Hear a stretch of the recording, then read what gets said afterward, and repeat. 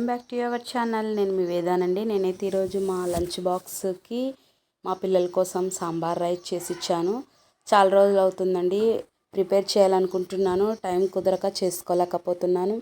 అయితే ఇంట్లో ప్రస్తుతానికైతే వెజిటేబుల్స్ అయిపోయాయి. ఇలాగ సాంబార్ రైస్ నా స్టైల్లో చూసేసేయండి. ముందుగా 1/2 కప్పు కందిపప్పును అలాగే 1 కప్పు రైస్ తీసుకోనండి.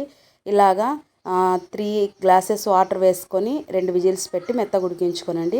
నేను ఇక్కడ నిమ్మకాయ సైజ్ అంత చింతపండు, పెద్ద సైజు చింతపండు అంత రసం తీసుకొని అందులో సాంబార్ ప్యాకెట్ మొత్తం ఒకటి వేస్తున్నాను.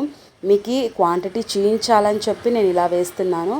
చిల్లీ పౌడర్ అయితే 1/2 టేబుల్ స్పూన్ వేసేయండి. ధనియాల పొడి 1 టేబుల్ స్పూన్, తగినంత సాల్ట్ వేసేసుకోనండి.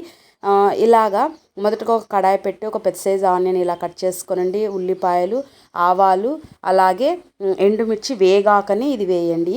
ఈ చింతపండు రసాన్ని వేస్తుండగా ఇందులోనే కొత్తిమీర వేసేయండి, కొద్దిగా కరివేపాకు వేసుకోనండి. ఉడికించిన రైసు 2 గరిటెల రైస్ని వేసేసుకొని ఇలాగ మొదటగా కలుపుకోనండి. సాల్ట్ చెక్ చేసుకోనండి, కొద్దిగా బెల్లం ముక్క యాడ్ చేసుకోనండి.